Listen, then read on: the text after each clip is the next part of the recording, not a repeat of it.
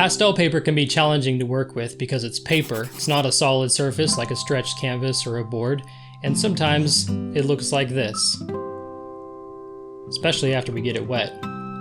So how do we fix that? We make it look like this. Let's mount our pastel paper today.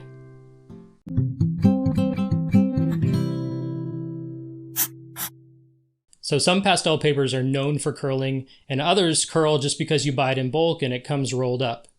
And other times, if you're using a wet underpainting, you can get buckling and you can get wavy lines in your paper. Because it's paper and it accepts that moisture at least a little bit, then it can produce that wave, like watercolor paper would. And so we want to mount our pastel paper. But mounting pastel paper doesn't only help the curl and the waves, it also makes a nice finished product that you can then sell without framing. So you get a board like this. Put it in a clear bag and then just give it to your customer, and you can sell it without framing. But this also comes in handy when you get ready to frame because it's already on a stiff board and you can just drop it into the frame and you're ready to go. And finally, I think this just feels a little more substantial, like a piece of art, and you can paint right to the edges so you get a nice finished piece like this. All right, so let me show you how to mount your pastel paper.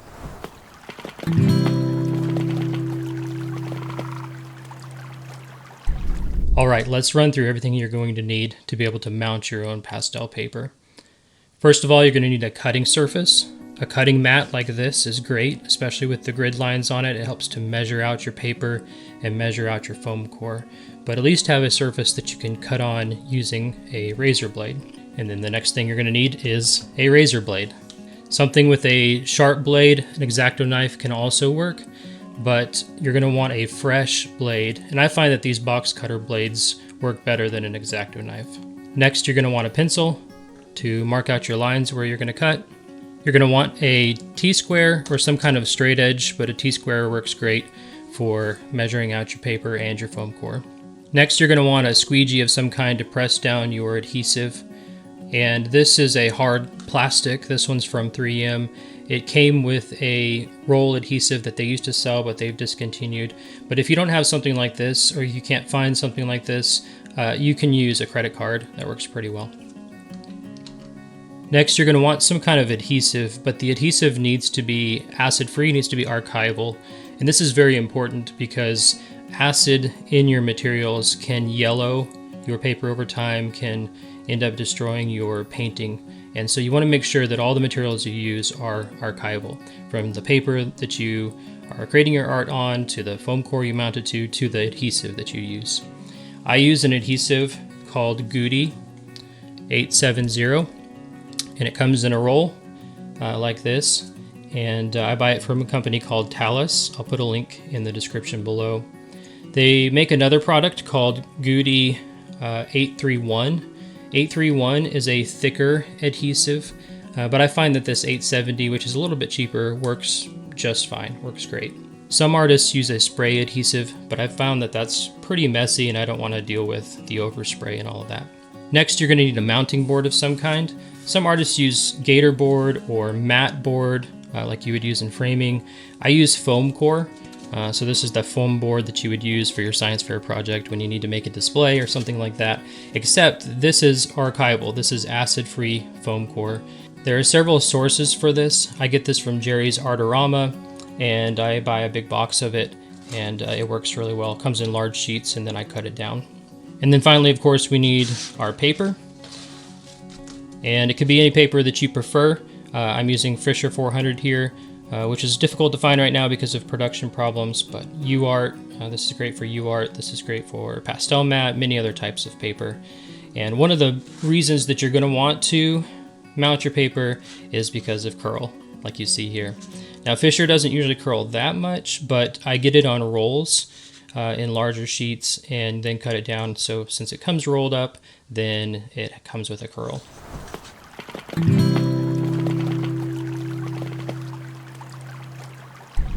So I'm going to show you two methods of mounting the paper.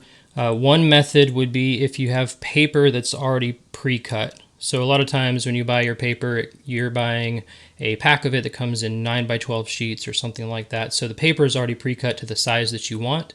and you would need to cut down your foam board to the correct size. You don't want to cut your paper and your foam board at the exact same size and then try to mount it, because you're going to have a lot of trouble lining up the two together. So there's a method that you can use to cut down one or the other to match the other one. So the first method I'm going to show you is when your paper is oversized, when it's larger than the final surface is supposed to be. And in this case, I have a piece of Fisher 400 that is just a little bit larger than 9 by 12. But you can imagine this could be a large sheet, could be a roll of paper. The same principle applies. The paper is just oversized for what we want the final outcome to be. And then I have my piece of foam core. When the paper is oversized, then I want to cut my foam core to the right size, to the correct size, so I have a guide to go by. So I'm going to line up my foam core and see on this mat how big it is. I want this to be 9 by 12 in this case, pretty standard size for pastel paintings. And so I'm checking on my board here. Here's my 12-inch mark, and this piece of foam core is already 12 inches tall, and so then I need it 9 inches wide. And so to do that, I will shift it up, and I don't really care about the vertical measurement anymore. I'm just going to align to this left side, to the left line on the mat here. And then I'm going to take my T-square, and I'm going to line up my T-square on the 9-inch line, which is right here. So I see that it's aligned down here at the bottom, it's aligned here at the top. Then I take my box blade and I'm going to cut that, holding very firmly on the T-square, cut all the way down and trim off my excess. So now my piece of foam core is exactly 9 by 12, or close enough for what I want to do. And so then I have to line up my paper with it and cut it. But before I do that, I want to apply the adhesive to this foam core.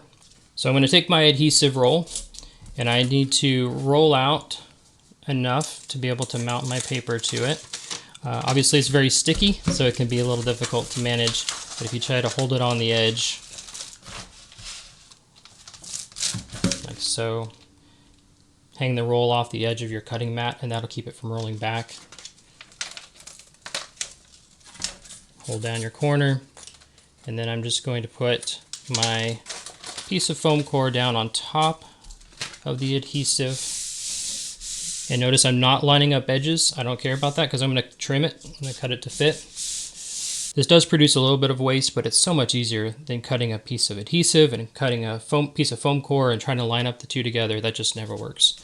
So we're going to press it down firmly. And then take our box cutter, and then we're going to align the blade with the edge. And I'm very careful to slightly pivot the blade away from the foam core. I don't want to cut into the foam core, but I do want to cut along the edge. I want it to be very nice, neat trim. And so I'm leaning slightly away from the foam core as I'm cutting. So I'm just going to trim down this edge. Trim down this edge, over on this side, and then our final cut here. Okay, so now we have our foam core, and then on the other side we had just placed our adhesive.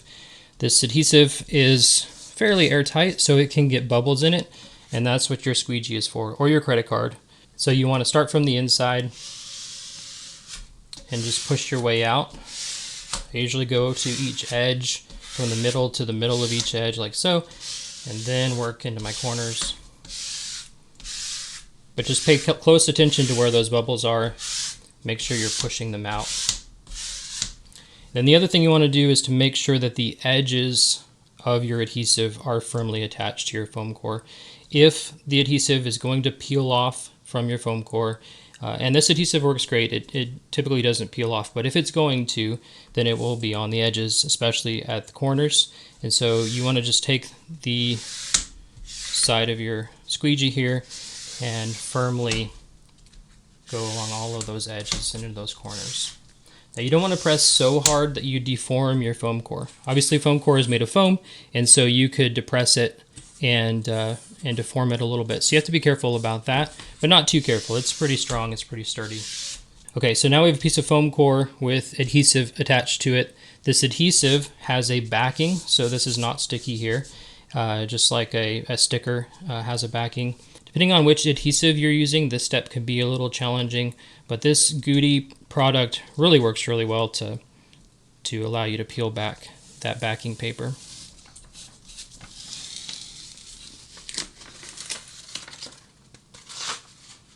So now I'm careful not to touch the adhesive, not because I'm going to mess it up really, but just because it can become a problem if it starts sticking to your fingers. And so I'm going to set this aside. And now I'm going to grab my paper. So again, this is the Fisher 400 that's cut larger than the size of my foam core. So I'm just laying down the back side of my foam core that does not have the adhesive on it on top of my paper to make sure that I have a margin all the way around my foam core. So that would allow me to line this up. And again, if I cut my paper the exact same size as my foam core, then I would have a really hard time lining this piece up. But because my paper is slightly oversized, then it makes it a whole lot easier. So I put my paper down, then flip over my foam core, adhesive side down, and place that just somewhere in the middle. You don't even have to line it up that carefully, just make sure that there's margin on all edges, your paper's hanging over, then press firmly.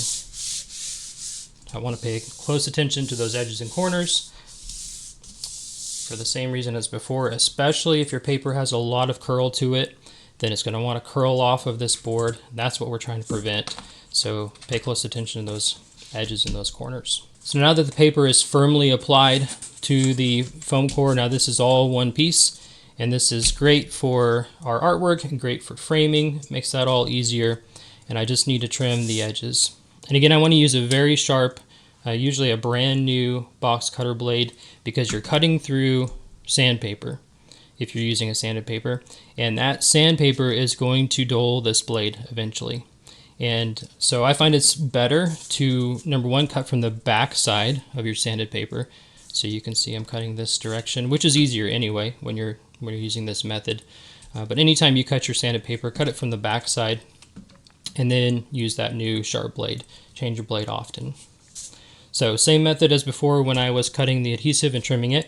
I'm going to line up my blade on the edge of my foam core, being careful to bring the blade, tip the blade slightly away from the foam core, very slightly. It doesn't have to be a lot, just enough that my blade doesn't go into the foam core.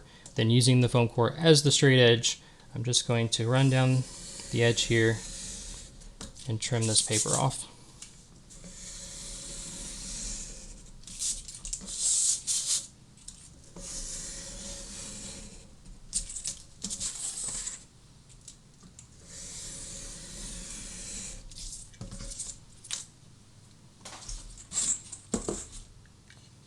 So that's method one. Now we have a prepared board, prepared panel that we can begin doing our artwork on. So I usually do a bunch of these at once. It's easier if you just break out the foam core, break out a bunch of paper, break out all your tools, and do a whole bunch at once. Prepare a bunch of panels instead of one at a time.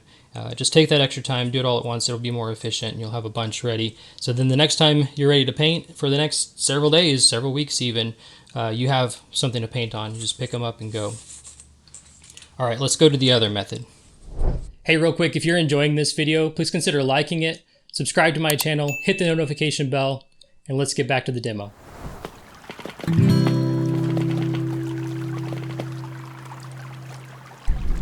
So with this second method, we're going to assume that the paper is the size that you want it to be.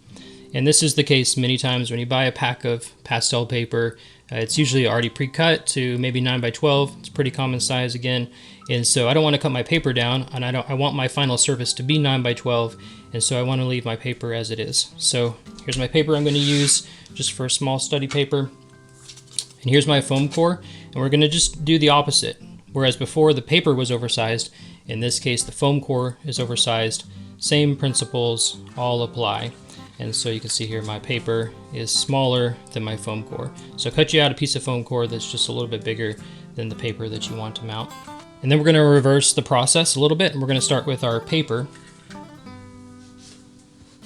We're going to take our mounting adhesive. I have this little extra left over from mounting that previous piece. I'm going to place my paper down. This can be a little bit more challenging because the paper is curled in this case and can curl. So I find if you curl up the edges so that the center is touching the adhesive first, and then roll down.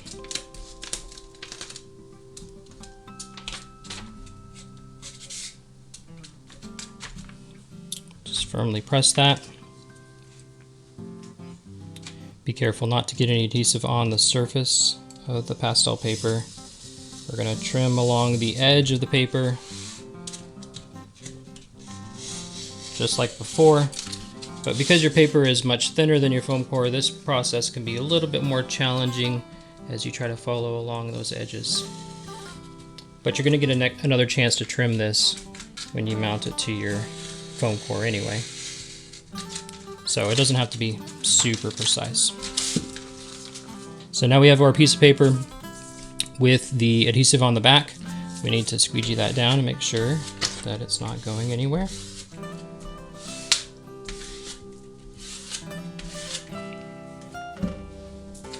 And then I can peel back my backing.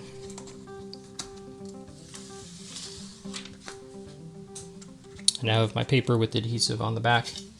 Take my foam core, place the paper on the foam core, again trying to bend the paper so that the middle of the paper contacts the surface first, and then roll out to the edges. And I'm going to flip it over and just firmly press it down.